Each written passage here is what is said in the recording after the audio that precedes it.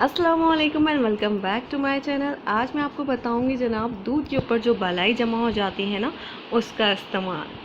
तो जब हम दूध उबालते हैं उसके ऊपर एक प्यारी सी लेयर जमा हो जाती है मलाई की। तो ये वो मलाई है और इसको हम निकाल कर रख लेते हैं। रात को दूध बॉयल किया, सुबह जब उसके ऊपर मलाई आ गई ना तो वो निकाल के फ्रीज़ कर दी। इस तरह से ये सारी मैंने जमा की हुई है थोड़ी थोड़ी करके। जब ये इतनी सारी जमा हो गई तो फिर हमने क्या करना है, इसको डीप फ्रीज़ करना है। और बस अब इसका कमाल देखिएगा इससे क्या बनता है। और YouTube पर पहली बार आपको इसका इस्तेमाल पता चल रहा है मलाई का, कभी किसी ने नहीं बताया होगा। यकीनन ये वीडियो आपके लिए बहुत ज़्यादा यूज़फुल होने वाली है। तो इसके नीचे हमने चूल्हा जला लिया है और इसको मीडियम हीट पर पकने देंगे। इस मलाई से हम निकालेंगे जी देसी घी और दूसरे नंबर पर इससे बनेगा जी खोया।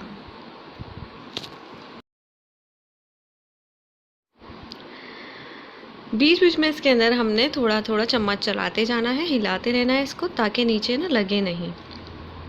और बहुत ही ज़बरदस्त ये एक ट्रिक है, मलाई जो दूध में जमा हो जाती है उसका इस्तेमाल है बहुत अच्छा। कुछ लोग मलाई नहीं खाते, वो हटा देते हैं मलाई को, तो आप इस तरह से फ्रीज़ कर लो और फिर देसी घी और खोया बना लो। खोया तो काफ़ी चीज़ों में इस्तेमाल होता है, मीठे में। देखिए मीडियम हीट पे पक रहा है, तकरीबन इसको 10 मिनट हुए हैं। और 10 मिनट में आप देख सकते हैं इसमें से जो ऑयल है ना, जो देसी घी है ना, वो अलग होना शुरू हो गया है। अभी पूरी तरह से नहीं हुआ, थोड़ा थोड़ा करके होना शुरू हो चुका है। तो ये देखिए जी, काफ़ी हद तक घी निकल आया है। इसको मज़ीद 3 मिनट और हुए थे पकते हुए और घी निकल आया है।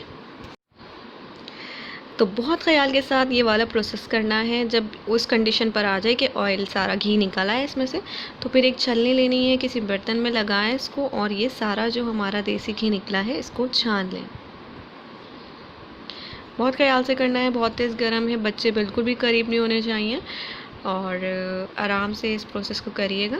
इस तरह से जो है ना, सारा हम देसी घी इसमें से छान कर निकाल लेंगे और ये बाकी का जो बचा है ना, इसको थोड़ी देर और पकाएंगे। इसमें से अभी मज़ीद घी और निकलेगा।